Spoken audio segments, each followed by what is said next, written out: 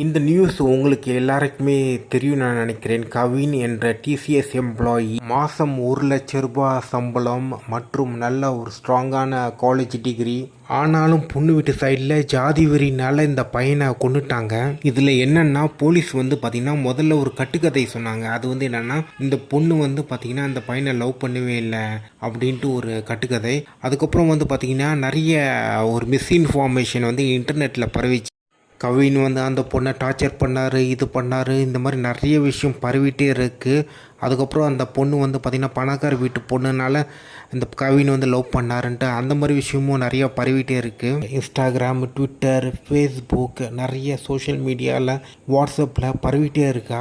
இதனால வேறு வழி இல்லாமல் அவங்க க்ளோஸாக இருக்க புகைப்படம் பார்த்திங்கன்னா வெளியில் விட்டாங்க. இதில் பெரும்பாலான கருத்துக்கள் எல்லாமே கவினுக்கு அகேன்ஸ்டாக தான் இருக்குது.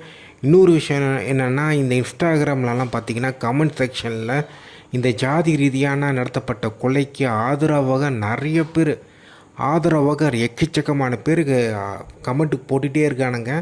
அண்ட் ரொம்ப கேவலமாக இருக்குது, அருவருப்பாக இருக்குது. அண்டு ட்விட்டர்லேயும் இந்த மாதிரி கமெண்ட்லாம் இப்போ தான் நான் பார்த்தேன். நான் இன்ஸ்டாகிராமில் காலையில் பார்த்தேன். அண்டு ஸோ இதுதான்.